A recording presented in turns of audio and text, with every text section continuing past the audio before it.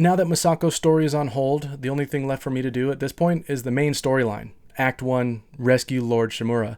I know it's only Act 1, and there's more of the game to go, but I'm not ready to go back to the main story yet, so I decided to run around some of the undiscovered areas of the map, just to see what I could find.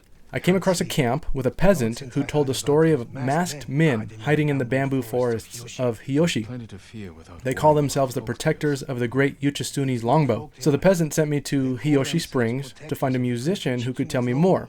So this sounded like my chance to finally get my hands on a longbow. I'm about 30 hours in, so it's about time. I headed to Hiyoshi Springs, and of course I got sidetracked a few times. I got into a couple of standoffs that I totally messed up.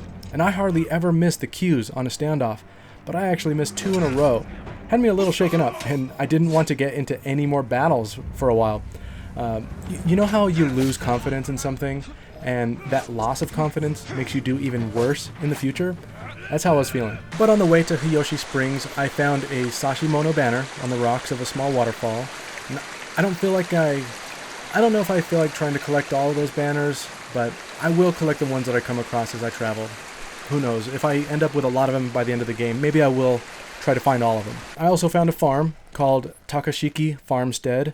It looked mostly destroyed by the Mongols, and I didn't see anything immediately interesting, so I left without really looking around. I hope I didn't miss anything good.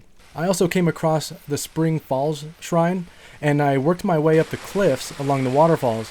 I really liked the challenge of this one. It wasn't difficult, but it was interesting, moving up and around the cliffs with the loud waterfalls rushing. But then at the top was the shrine, where I received the charm of Mizu no Kami, the charm of the Kami of water.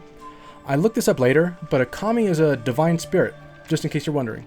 So this defense charm makes it easier to perform parries, and perfect dodges. So that's a pretty good one. And then I found another fox den and finally made it to Hiyoshi Springs, where the musician Yamato told the story of Uchitsune.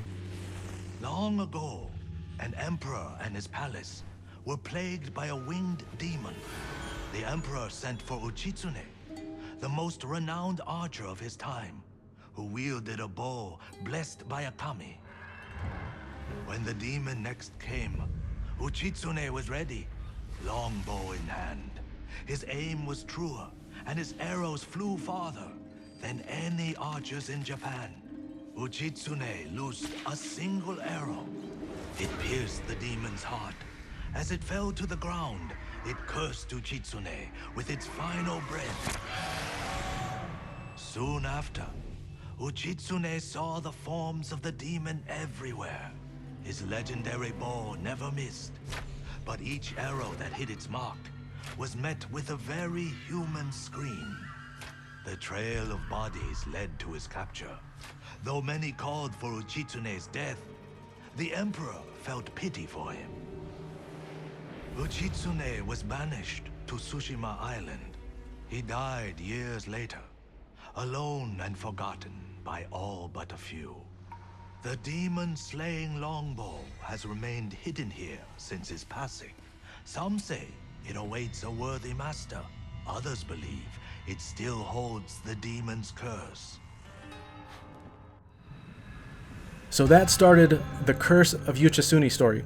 Jin doesn't seem to believe in or take much stock in folktales. I went up the hills to find the blue hydrangeas from the story, and I found a hidden passage in a rock formation, and that led to a painting of an island surrounded by more blue flowers. As I was leaving, one of the masked men from the peasant story shot warning shots at me and told me to stop looking. Now, of course, Jin kept going. I found the island not too far away, and along the way I also found a hot spring and leveled up my health a bit. When I found the island, I also found another shrine. So I headed up some cliffs, thinking that's where the shrine was, but I got far up on the cliffs, and I couldn't get any further.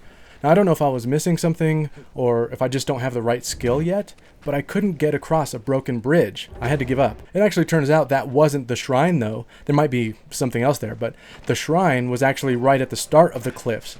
So I did that, and that gave me the charm of Okanunushi, the charm of the Kami of medicine. And this is a defense charm that lets you recover health while you're out of combat. Another really good one. And finally, I found the island surrounded by blue flowers. So I went to the shore and I swam across and got another painted map. And as I was leaving that island, the masked monk shot another warning shot and told me to stop searching for the bow. It was my last warning. Speak plainly. This is your last chance. Leave the bow alone. So I kept going, I found the next location, and I found the bow, which triggered a battle, the Duel of Demons. Where am I? Your bow is cursed. You will see nothing but death to the end of your days.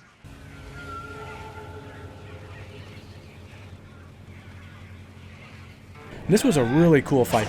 The bow was cursed, as the story told, and I had to fight the Tengu demon, while surrounded by a swarm of birds. Tengu wasn't that difficult, probably because I've leveled up quite a bit already, but it was still a great fight. Lots of action, lots of things going on, and it just looked beautiful. When the battle was over, it seems that I've destroyed the curse, and now I have a longbow. But during our fight, Tengu said, You see, the demon will haunt you. so that does make me wonder if using the bow will have any repercussions later. But for now, I'll be happy to use it in battle, and that's where I left off for the day.